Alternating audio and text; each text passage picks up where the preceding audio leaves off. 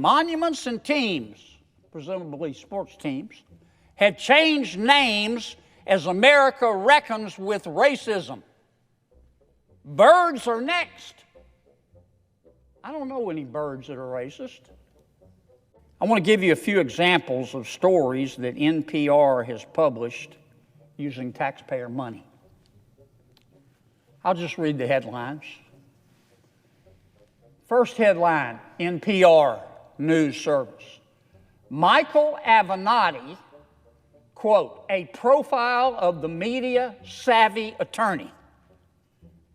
They love Michael Avenatti. You know where Michael Avenatti is today? He's in jail. You know why? He's a crook. But for a while, he was a media darling on NPR. Here's another headline from NPR. How racism became a marketing tool for country music. I kid you not.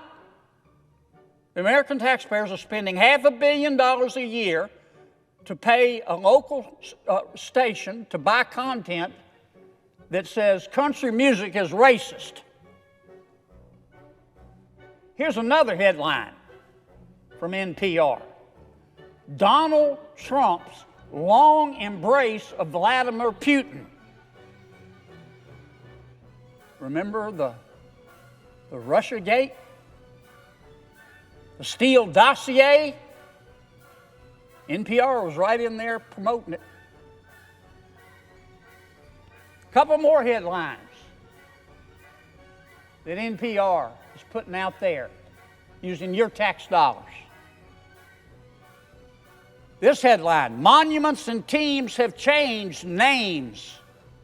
Let me say it again. Monuments and teams, presumably sports teams, have changed names as America reckons with racism. Birds are next. I don't know any birds that are racist. Here's another headline. Eating less beef is a climate solution. Eating less beef is a climate solution.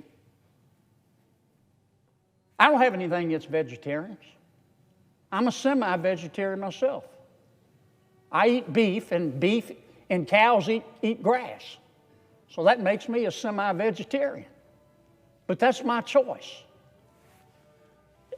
Not on NPR. Eating less beef is a climate solution. Here's why that's hard for some American men. Here's a final headline. I could go on the rest of the evening. How the Taliban adds to Afghanistan's woes when it comes to climate-fueled disasters. Boy, I can tell you that's on the mind of every person in Afghanistan today, is climate change and the Taliban. I can guarantee you. I don't have a problem with these headlines. This is America.